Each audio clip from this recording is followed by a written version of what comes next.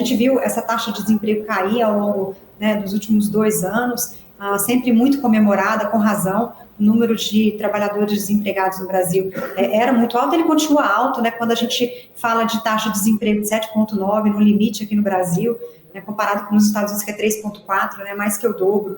Então, é importante contextualizar que 7,9 de taxa de desemprego no Brasil já é uma taxa que começa ali a ficar bem próxima, se não até abaixo, dessa taxa natural de desemprego, né? O que os economistas chamam de taxa natural de desemprego? É uma taxa de desemprego que ela não resulta em pressão inflacionária, né? Então, é uma taxa estrutural de desemprego na nossa economia, ela é mais alta que outras economias, a gente tem problemas aqui de produtividade, de educação, enfim, outros fatores que, aliás, o governo podia, né, tratar para melhorar a situação de emprego no Brasil, mas hoje você estimular a demanda com um desemprego baixo, né, para o nosso padrão histórico, ele é prejudicial para a inflação. E é exatamente isso que a gente viu nos dados da PNAD.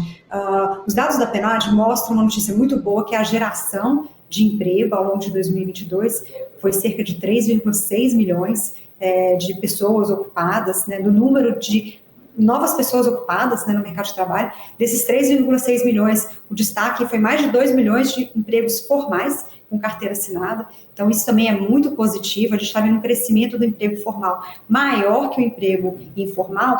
E a gente vê um resultado disso, que é o aumento do rendimento real, que passou ali muito tempo prejudicado pela pandemia, pela inflação alta. A gente começa a ver essa pressão salarial, né? Então, do ponto de vista do trabalhador, é muito bom, né? O trabalhador médio no Brasil teve um ganho real de 8%, ou seja, 8% acima da inflação, mas isso já reflete essa pressão inflacionária. E um dado importante que a PNAD traz é que você tem essa queda mais acelerada da taxa de desemprego, não só porque o número de empregos, que é a notícia boa, cresceu, mas você tem também um número de pessoas procurando emprego em queda.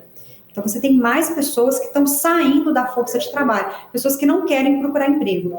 Isso pode ser uma sinalização, Paula, de que a gente está tendo, talvez, uma distorção na concessão de benefícios sociais. E, de fato, quando a gente olha os dados fiscais, né, o Tesouro divulgou ontem, a gente vê esse aumento de gastos real, né, como eu comentei, 6% em janeiro.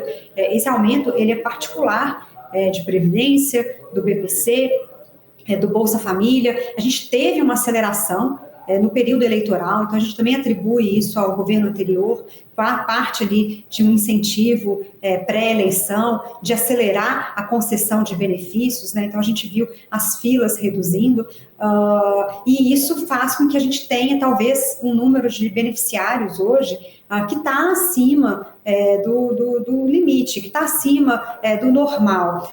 De fato, o novo governo, né, o ministro Wellington Dias já comunicou que existem várias irregularidades, principalmente no Bolsa Família. Parece que agora em março a gente vai ter um corte aí de mais ou menos 1,5 milhão de pessoas, de concessões. Isso é uma notícia boa, né? Então você cortar essas irregularidades pode contribuir para que a gente tenha, né, um maior dinamismo ali do mercado de trabalho, mas eu acho que a PNAD mostra esse ponto. É um ponto muito delicado, não tenha dúvidas, né? A gente está olhando a estatística, isso mexe aí com vidas das pessoas, né? Essas concessões de benefícios são fundamentais para várias famílias, mas olhando a estatística como um todo, a gente já começa a identificar que talvez os programas sociais precisam ser mais focalizados e, de fato, até reduzidos. Então, isso pode ser bom para o mercado de trabalho, né? Porque você vai aumentar aí a força de trabalho, isso dá uma aliviada nessa pressão inflacionária e melhora também as contas públicas, né? Você vai ter um gasto menor e mais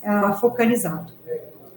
Inclusive, Rafaela, estava até aqui, o pessoal, né, acho que já separou, estava olhando o seu tweet, você fala, né, muito bem sobre essa questão, vou até pedir para o pessoal colocar aí na tela, né, a gente acabou separando aí, você fala muito sobre essa importância das revisões aí nessa parte de baixo, me chamou bastante atenção, né, da taxa de desemprego, no qual você explicou aí muito bem, né, e você fala sobre essa importância das revisões dos gastos sociais, né, neste momento, diante de toda essa questão dessa pressão inflacionária, principalmente você fala em relação aos serviços, né, que precisa aí, na verdade, que pode continuar, né, muito bem explicado publicado aqui só para trazer. Quem não acompanha, acompanhe aí a Rafaela Vitória no Twitch também. Sempre ajudando a gente aqui com as pautas e com visões importantes, Rafa. Mas acho que esse ponto aí que você levanta, né, sobre essas revisões, principalmente com os gastos sociais, acabam sendo aí de extrema importância, né? Um passo aí importante para o governo, principalmente nesse D0, né? A gente